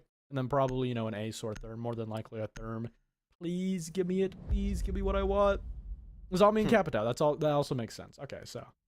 That at least.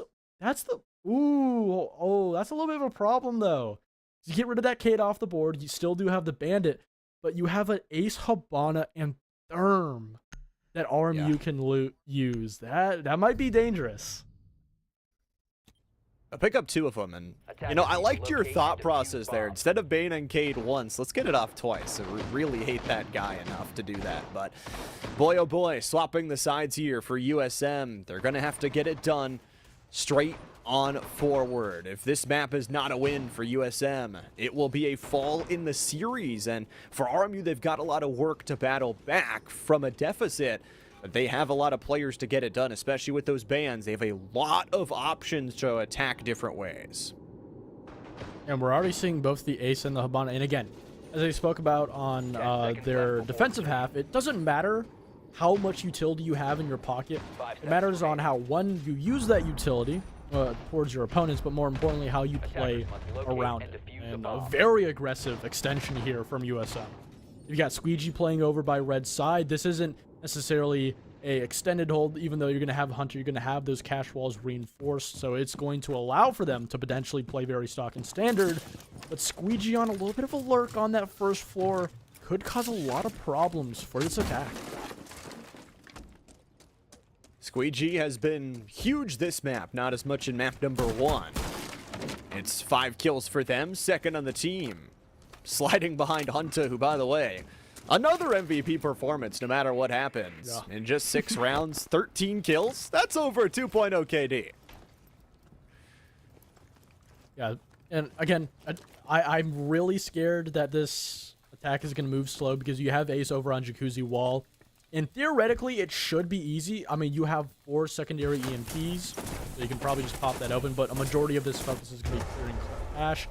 nobody inside a cache, you're going to get those cache walls open. So clearing this position very easily. But Hunter, he's looking to potentially find somebody being caught off guard. He does get half damage on the Banes, but that's all he's going to get.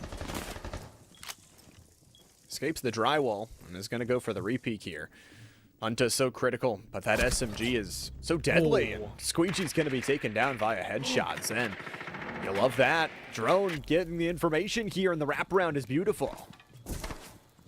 Yeah, and they do eventually get this jacuzzi wall open. Half of the round gone. Hunter is finally able to find a kill on that gas position. He's been here forever. He's going to take the super shorty out. Then you have to be very careful. They don't have drone. They don't have any information on him. Just one right swing, that's going to push him out. He's actually going to drop down hatch. He's going to go for that flank, rather choosing to rotate up those stairs. Still have to clear this position. You have a player on hatch, trying to clear the player on the mirror. They have the pings on him.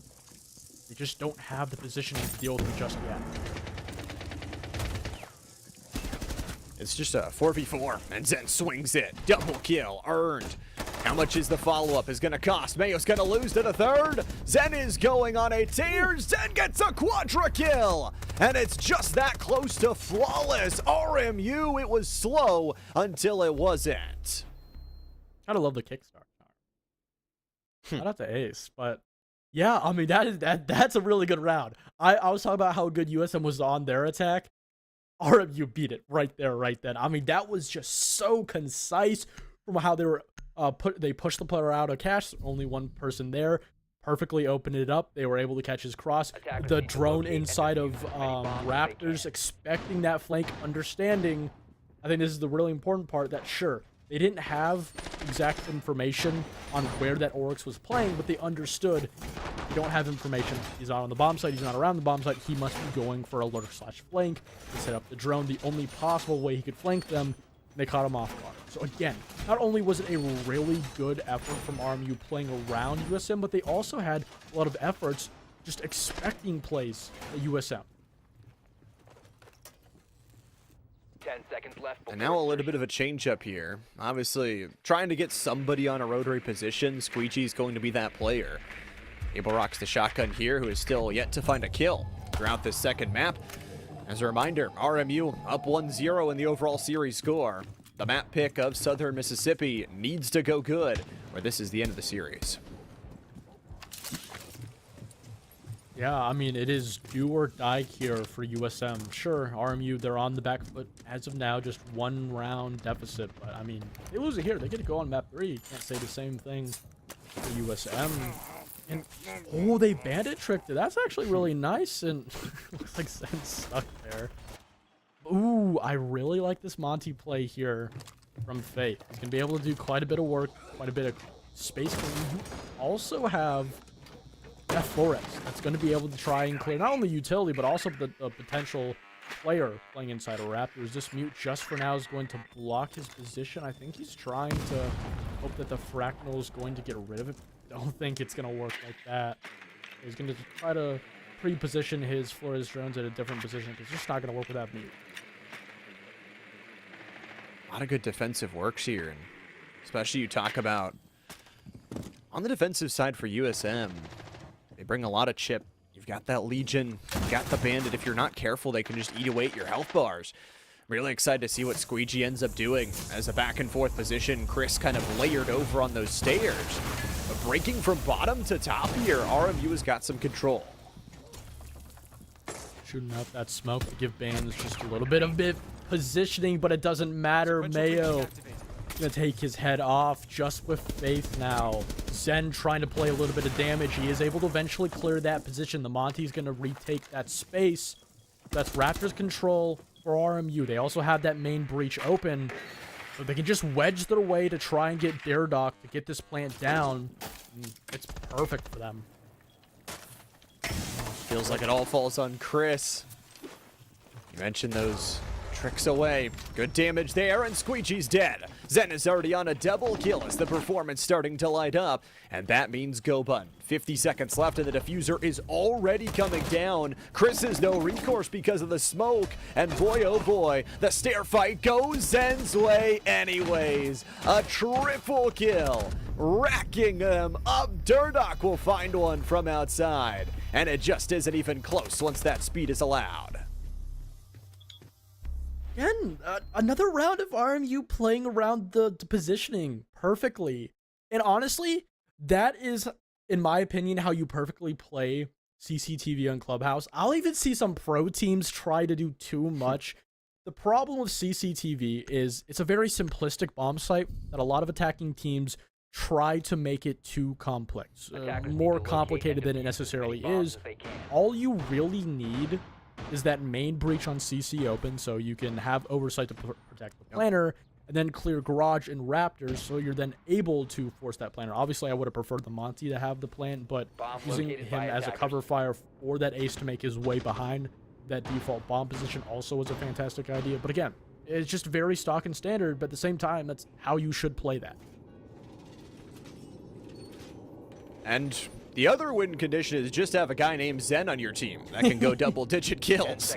11 so far in this map, and these schools may be separated by 15 hours of driving distance, but this second map is separated by quite literally nothing. Round number 9 will change that. Some early dirt walkout from Cable as they'll get back to safety.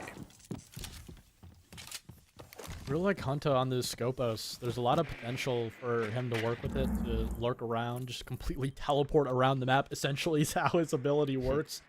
Especially for a lurk on a church and arsenal bomb site. There's a lot of potential for him to do work. And I mean, essentially, as of now, I don't really want to say it, but the main win factor, one of the only win factors for USM, is just Hunter going off.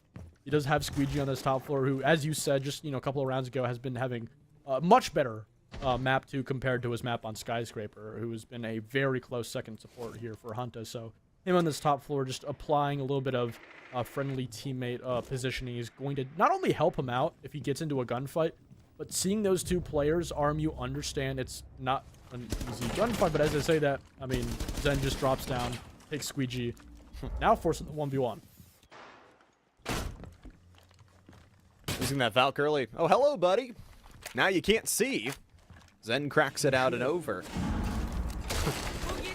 Ram going down. How to break open the floorboards, and again, the high-low play from RMU has always been fantastic. The camera above, so below. Looking down from Hunter, who is just going to find their way back. It feels like for USM, being down Squeegee especially, I mean, this is really, really tough to actually play the defense with so much breaking open around you. Yeah, you're going to lose that C4. Nobody else on USM has a C4 in their pocket. So sure, you're still going to have those Valkyrie cams up, but you're not going to be able to necessarily use them aside from just relaying info to the rest of your team. A minute to work with. Still 4 flashes and 2 smokes in the pocket of RMU. Once they go for this drop into Arsenal, they have a lot of utility to coast them onto that position. The Ram is just eaten some floorboards for sure, so from above, they'll be able to work down with 45 seconds left to go. There's just no real space to play. I mean, you assume you want to drop down through the hatch, but you've got so many different looks. Maybe you get too cute for it here, though, and don't find the correct entrance. Cable's going to be rocking that shotty at the close range angle, and that could change everything. Hunter in probably the most pivotal position. He can kill the player inside of dirt. He can also kill the player trying to drop down hatch, but it's Chris. He almost finds 2. Isn't able to find the second one onto that Habana. With 13 seconds left, it's coming down thin. Cable 4v3 now. That smoke's going to go out even if they wanted to. That's where the plan's trying to go down over by Moto. Turns into a 2v5. Hunter doing absolutely huge work. It's all up to the Nomad, but just not enough. And they stop that man advantage, or the lead rather. They take it for themselves. That was a lot of patience that was necessary. You mentioned pivotal positions on the outskirts of that one to deny the entry from dirt. And then I think that position from Chris especially was just lovely. You get that crossfire, you set up helping out your teammates, which is what you and I have mentioned that USM needs to work on just a little bit better, being there for each other. As we're into the second round of bans, it is going to be Ace and Valk off the board.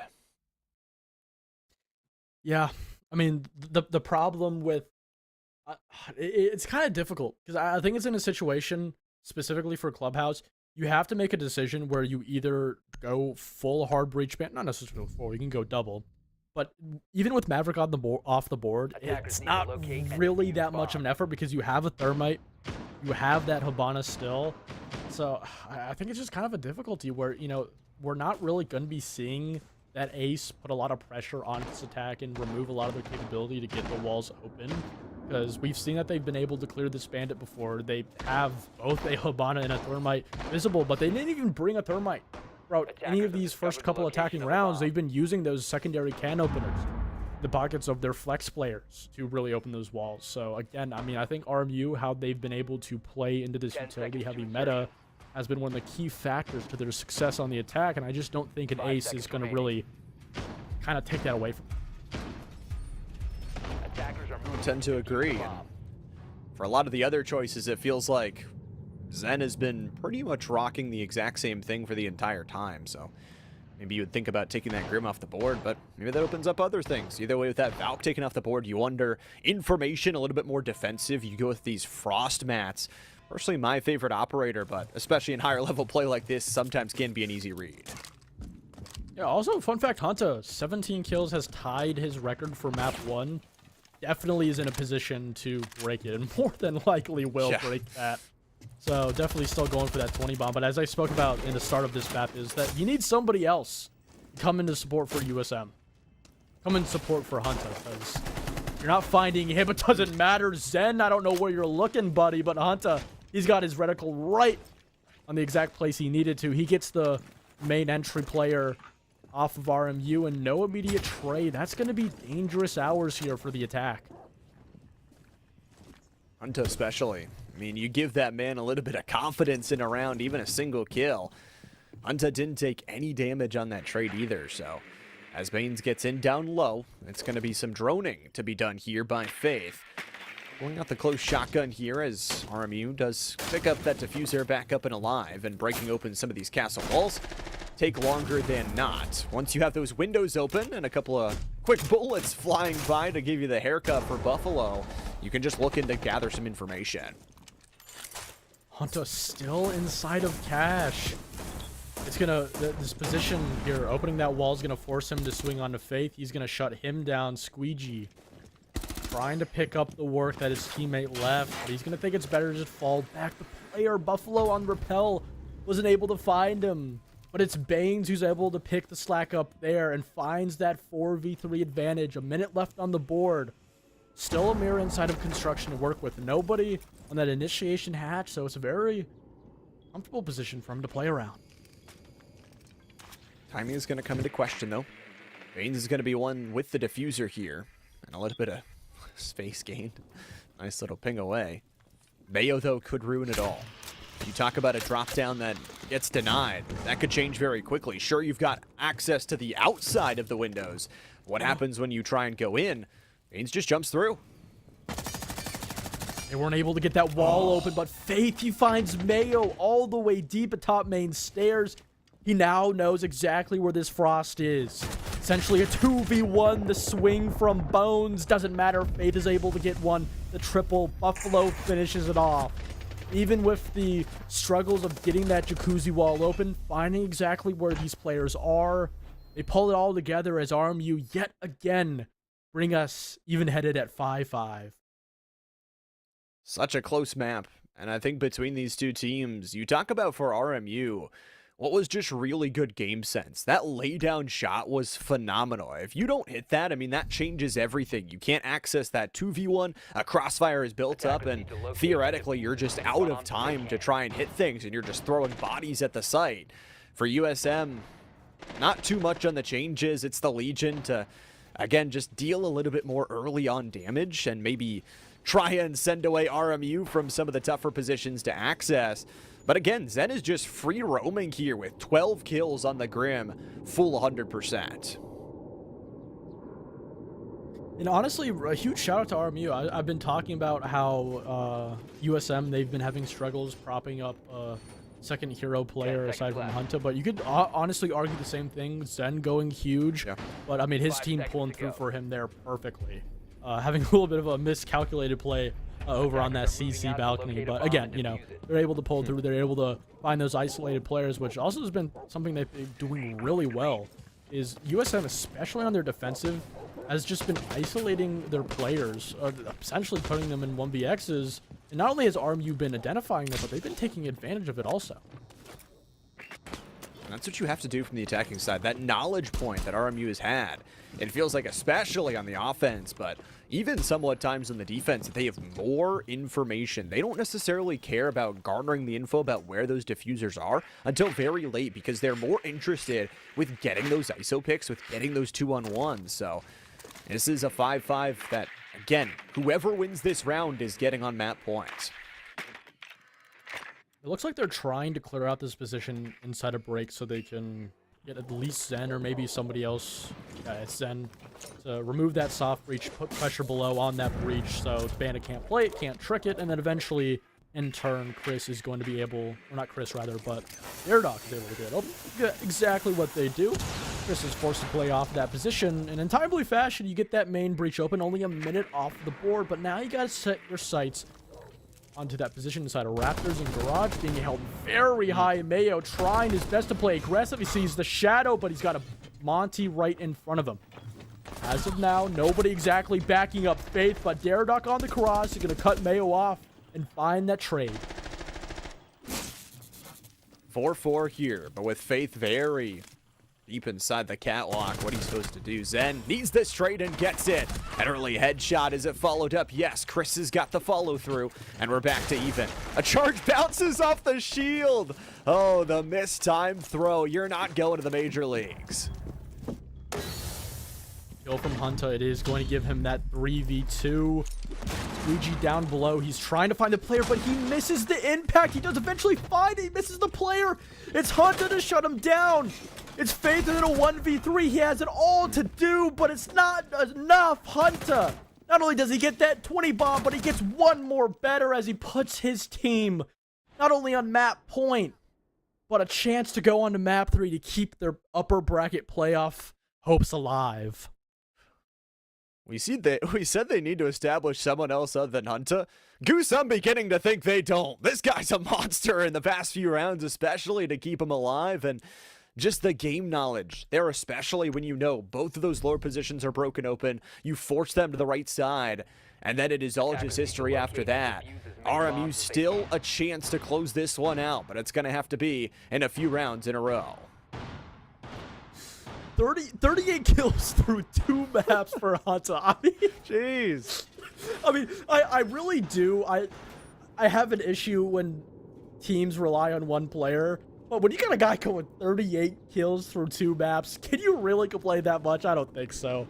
I mean, his positioning, it's not even only his mechanical prowess, it's how he's able to pair that with his positioning to isolate those players. I talked about how USM was doing it, but in that last round, RMU horribly isolating their players, isolating their Monty, the player down below.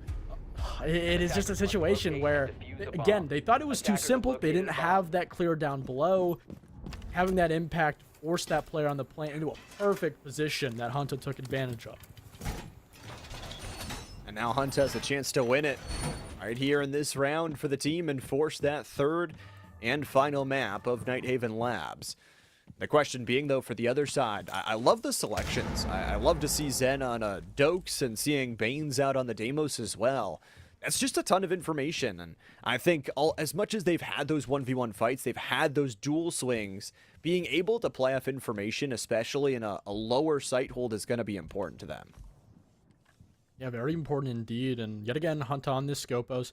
Last time we saw him on this exact same bomb site, when he retreated down back to the site, he never shot his Scopos drone, so he was fully able to teleport and then flank them. Obviously, going to that round, they didn't necessarily need it. They were able to hold off on the bomb site after a very ill-advised push onto Moto. But, I mean, right now it doesn't look like he's trying to retreat. It looks like he's trying to play up here for as long as possible. This time around, he's not going to have Squeegee to support him. It's just going to be him alone. He has to be wary of the player on the window. Buffalo doesn't exactly have a line of sight, but he does have line of sight onto that hatch. You know exactly where he is. He has to time it right. Hunt is able to get one. Surely he can't get another. He gets the down onto Faith. But Baines is able to stop the bleeding just for now. But here comes Squeegee all the way from Strip. The track from Deimos is to give them just enough information. But Squeegee, you can just play spoilers here, buddy. You don't even need to retreat. You just need to waste as much time as possible. Potentially even get a kill with it.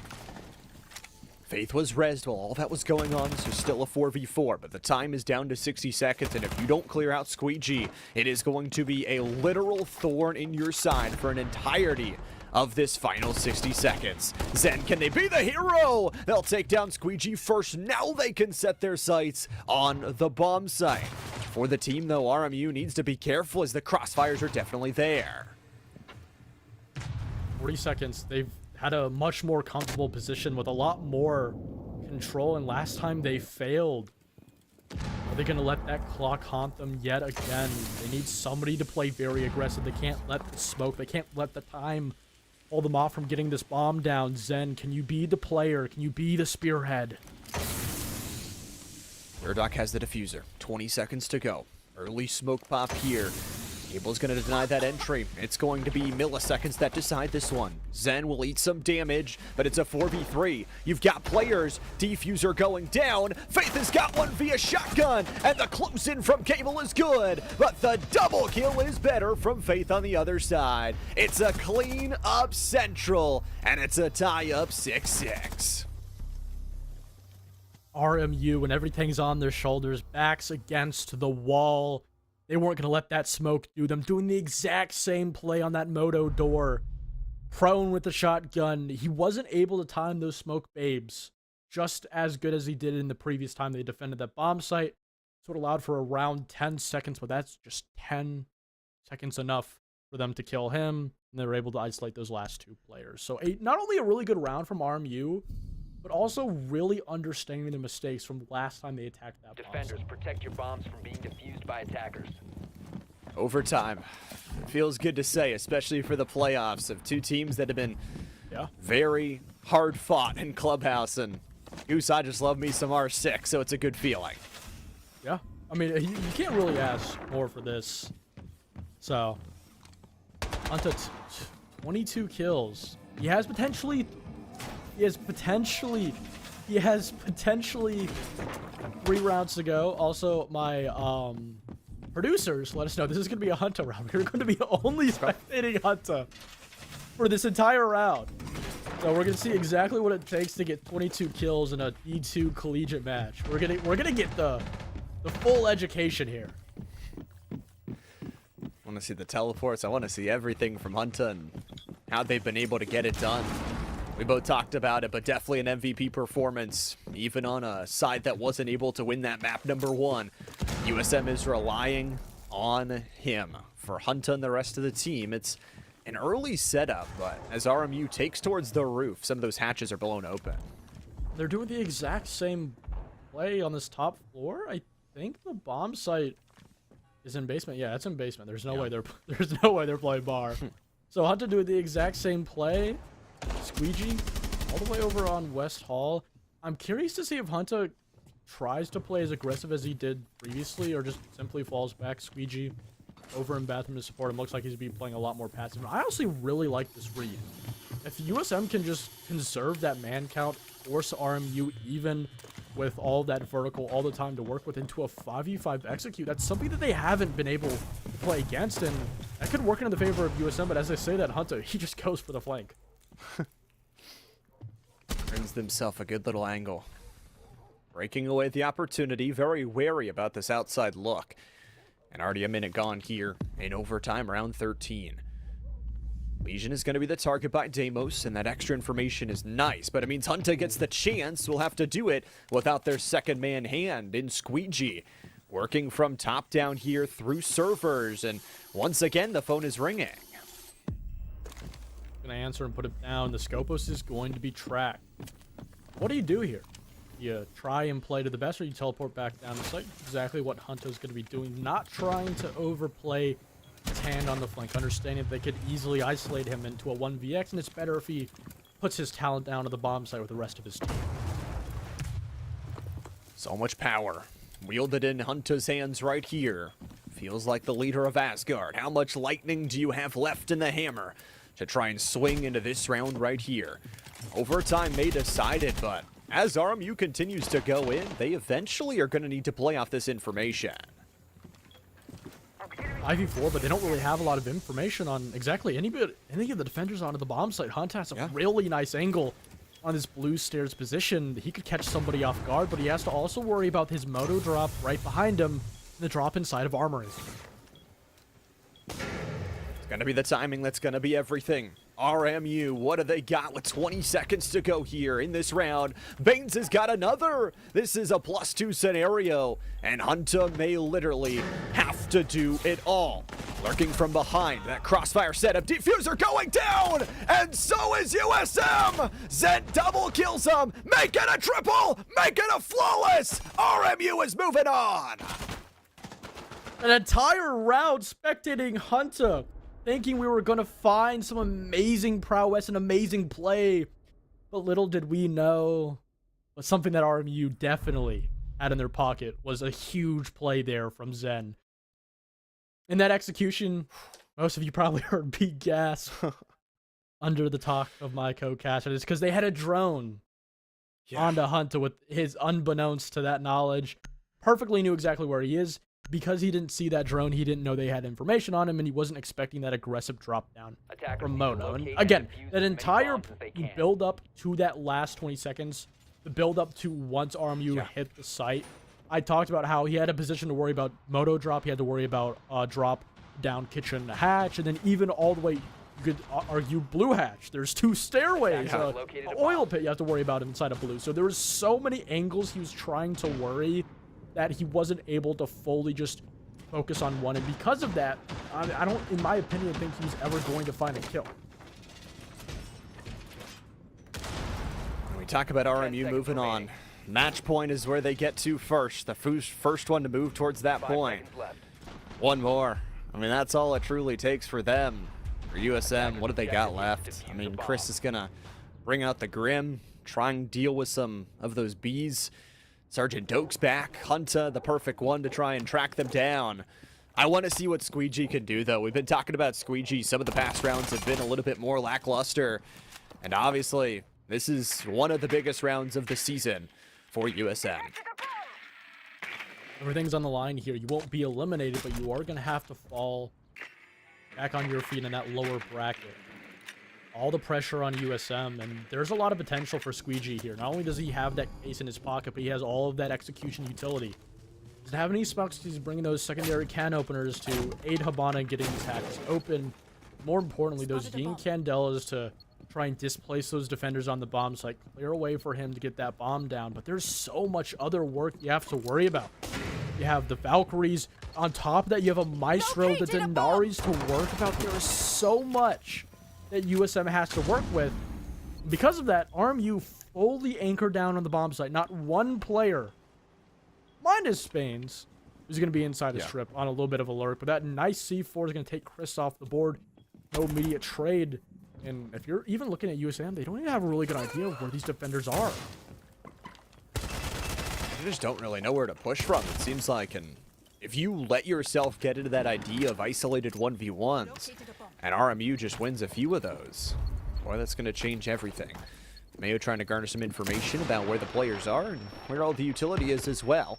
A good blow-up is going to give them a little bit of floorboard information as Squeegee pushes down dirt. USM is a little bit lackluster on time, and as you talked about, still without the information. In a position, he can do a lot of work here. Nobody directly inside of blue. Zen is going to be blinded.